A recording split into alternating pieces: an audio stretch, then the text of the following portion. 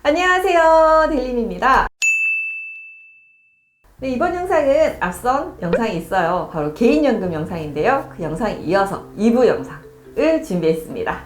자, 이번 시간에는 퇴직연금에 대해서 한번 알아보겠습니다.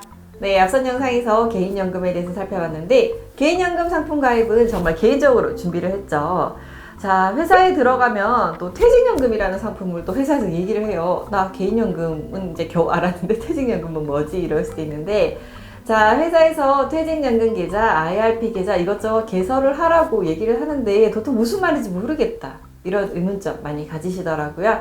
자, 헷갈린다 하시는 분들도 있을 것 같아서 이번 시간에는 퇴직연금에 대해서 같이 한번 살펴보도록 하겠습니다. 퇴직연금은 기존의 퇴직금 제도의 문제점을 보완하기 위해서 2005년도에 도입됐습니다. 과거 근로자들이 퇴사를 할 때 퇴직금을 목돈으로 받아서 노후자금이 아닌 다른 용도로 사용을 하면서 노후 대비가 되지 않는 경우가 비일비재했죠. 자, 회사들 역시 퇴직금을 미리 준비하지 않고 퇴직 시점에 목돈으로 준비하다 보니까 자금 상황에 따라 지급하지 못하는 경우도 있었어요. 근로자 퇴직금의 일정 비율 이상을 금융기관에 적립하도록 제도로 만들었습니다. 근로자의 노후 대비 그리고 회사의 안전한 퇴직금 관리를 위해 도입된 제도라고 볼 수 있습니다. 퇴직연금 제도는 크게 확정급여형과 확정기여형으로 나뉩니다. 확정급여형은 급여가 확정되어 있다, 근로자가 받을 퇴직급여가 확정되어 있다라는 의미고요. 퇴직연금 제도가 생기기 이전의 퇴직금 제도와 같은 방식이라고 보시면 됩니다. 예를 들어 월급 200만 원인 근로자가 20년 동안 한 회사에서 근무를 한 경우 회사 직전 그 1년 중 31분, 그러니까 한 달치 평균 임금이 200만 원이라고 가정을 했을 때 20년을 곱하면 4천만 원이 됩니다. 퇴직금은 이렇게 계산을 해요. 자, 이 상품은 말 그대로 퇴직연금이기 때문에 중간에 찾을 수가 없고 급여가 오르지 않으면 퇴직금이 정말 확정되어 있는 큰 상승이 없는 그런 상품이라고 생각하시면 돼요. 그리고 퇴직연금을 외부 금융회사에 적립을 해서 운영을 합니다. 자, 그럼 확정기여형은 뭘까요? 자, 기여형은 연간 임금의 12분의 1, 즉 1년에 한 달치 월급 이상을 1년에 한 번 근로자가 개설한 퇴직연금 계좌에 넣어줍니다. 이 금액을 근로자가 직접 운용할 수 있는 제도입니다. 자, 그리고 이 운용 결과에 따라 금액이 달라질 수도 있기 때문에 수익이 나는 경우 투자와 노후 대비를 동시에 가져갈 수 있습니다. 그리고 이직을 할 경우 이전도 가능하기 때문에 퇴직금을 써버리지 않고 잘 보관할 수 있는 장점도 있습니다. 단, 투자에 대한 선택은 본인의 책임이기 때문에 포트폴리오에 대한 관심을 가져야 하고, 또 수익률도 손실도 본인의 책임이기 때문에 신중한 선택이 필요합니다. 투자형 상품이기 때문에 수수료가 저렴하면서도 적립금을 잘 운용하고 수익률이 좋은 상품을 선택하는 것이 중요합니다. 급여형, 기여형, 이건 어떻게 선택해야 되고 어떤 사람이 선택을 하면 좋을까요? 급여형은 회사가 안정적인 경우, 임금이 꾸준히 상승하는 회사, 이직률이 낮은 근로자, 그리고 상품에 대한 지식이나 관심이 좀 낮은 경우에 적합하다고 볼 수 있고요. 기여형의 경우는 급여형과 반대라고 보시면 됩니다. 임금 인상이 적거나 이직이 잦은 경우, 상품에 대한 관심이나 이해가 높은 경우 퇴직금을 잘 운용할 수 있는 사람에게 적합하다고 보시면 됩니다. 퇴직연금 제도를 운용하는 회사라면 급여형, 기여형의 경우 내가 선택을 할 수 있습니다. 회사에서는 특별한 요청이나 언급이 없으면 급여형으로 운영할 수 있습니다. 그렇기 때문에 기여형 운용을 원하는 경우 회사에 요청을 해서 관련 신청서나 동의서를 제출하고 변경하시면 됩니다. 그리고 급여형과 기여형과 함께 퇴직연금 IRP 상품도 있습니다.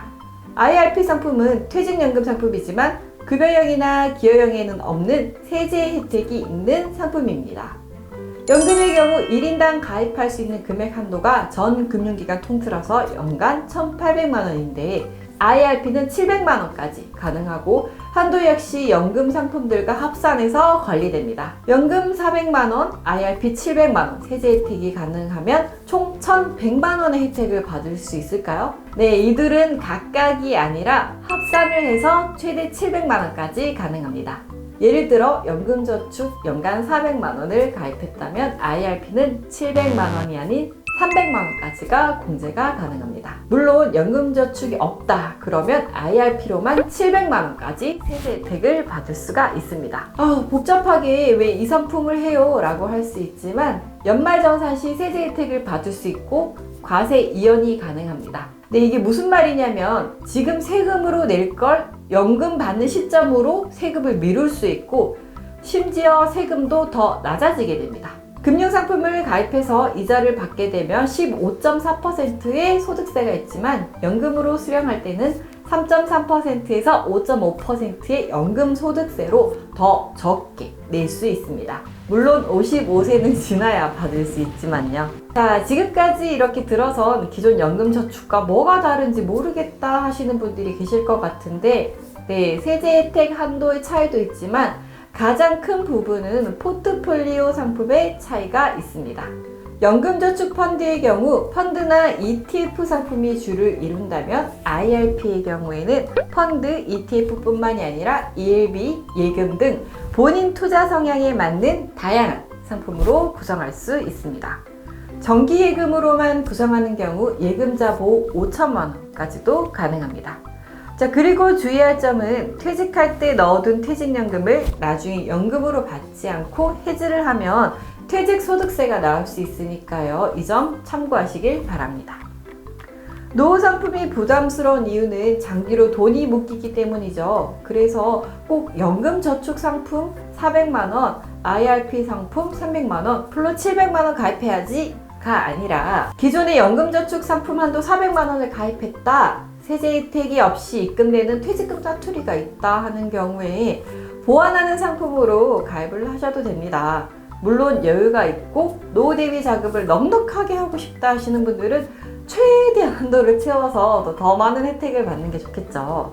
그리고 IRP는 퇴직연금이다 보니 소득이 있는 경우에 가입이 가능합니다. 참고로 연금저축 상품은 연령이나 조건에 제한이 없이 가입이 가능합니다. 다양한 상품을 포트폴리오에 담을 수 있는 만큼 운용, 자산관리 수수료도 발생하는데 금융사별로 차이가 있습니다. 그리고 회사에서 IRP 계좌를 벌써 만들었는데요 라고 하실 수도 있는데 퇴직금을 받기 위한 용도의 IRP와 세제 혜택이 있는 IRP 계좌는 다르니까 확인해 보시고 필요하다면 가입을 하시길 바랍니다.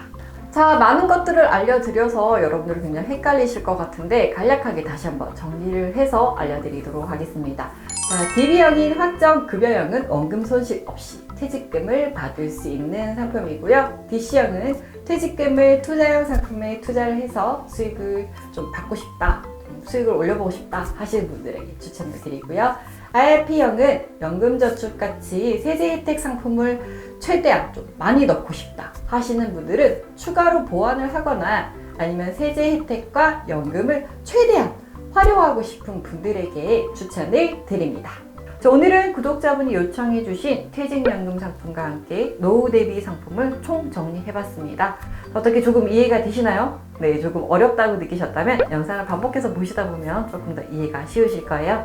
자, 그럼 전 다음에 더 유익한 영상을 가지고 돌아오겠습니다. 우린 다음 영상에서 만나요. 안녕!